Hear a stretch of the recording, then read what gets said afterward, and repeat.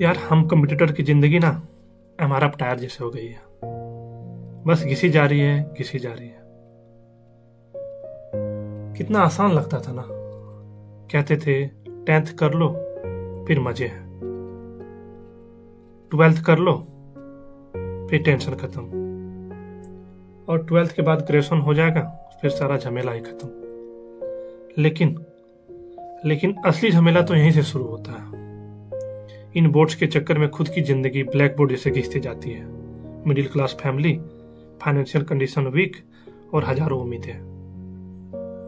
10th करते करते ही जिम्मेदारियों का एहसास होने लगता है। हम मिडिल क्लास वालों के लिए पॉकेट खर्च नहीं होता है। बस हमेशा ये सोचते रहते हैं कि कहाँ कम से कम खर्च हो कि पॉकेट में कुछ बचे।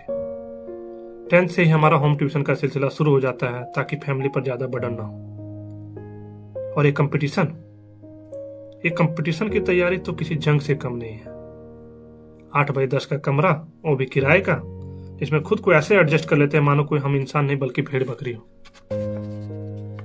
दीवारें भगवानों की तस्वीरों से कम मैप, नोट्स और मोटिवेशनल कोट्स से ज्यादा भरी रहती है। हम लोगों का सुबह करंट अफेयर से शुरू होता है और रात जीके जीएस पे खत्म। और हाँ, खाना बनाते बनाते जीके जीएस रटने का टैलेंट भी हम लोगों में कूट कूट के भरा होता है। वैकेंसी आने का इंतजार तो हमें ऐसा रहता है जैसे किसानों को बारिश का। बारिश तो खैर समय से आ भी जाती है, लेकिन वैकेंसी का कोई माँ बाप नहीं।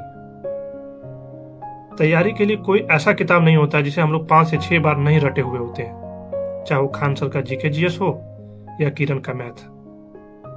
फिर भी कभी 1-2 नंबर से रह जाता है तो कभी कट ऑफ हाई हो जाता है।